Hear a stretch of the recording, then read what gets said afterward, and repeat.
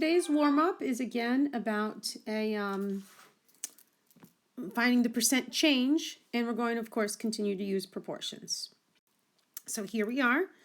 This problem, we're talking about the number of students in 7th grade at KMS.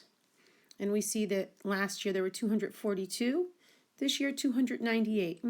And we are, like I said, being asked to find the percent change. So of course, to find the percent change, the very first thing we need to do is find that change, the difference. So we're going to do 298 minus 242.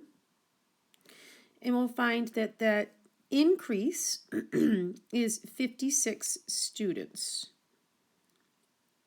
And again, that's an increase. This is very important to make sure that we identify that it's an increase, because sometimes it is a decrease. So it is an increase from this year, or last year to this year. So we know that we have,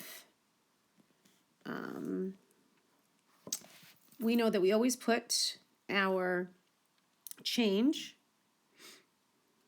over the original number,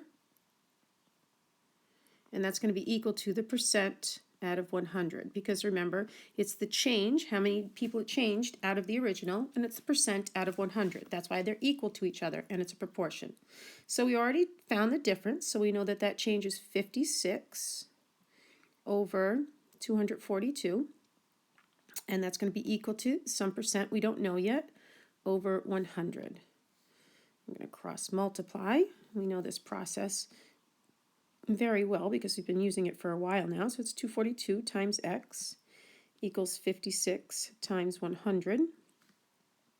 That's 242x equals 5,600 or 5,600. We know the opposite of times 242 is divide by 242. We divide both sides by 242. These cancel, and I have x equals 23.1404, and of course that carries on. And then again, just like the last problems we've been doing, we can choose, because it wasn't specified, where to round it to. So typically we round it to either the tenths or the hundredths place, occasionally the ones place. So let's first look at if it's to the hundredths place, we look at the 0. That means that that 4 doesn't change, so it would be 23.14%. If I did it to the tenths place, which is where the 1 is, I'll look at that 4. That 4 is less than 5, so it would be 23.1%.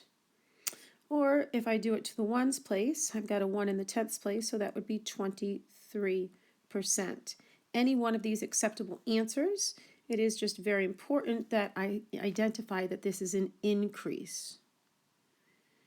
So, for example, if I chose to do this one, I would write 23.1% increase. So it's very specific.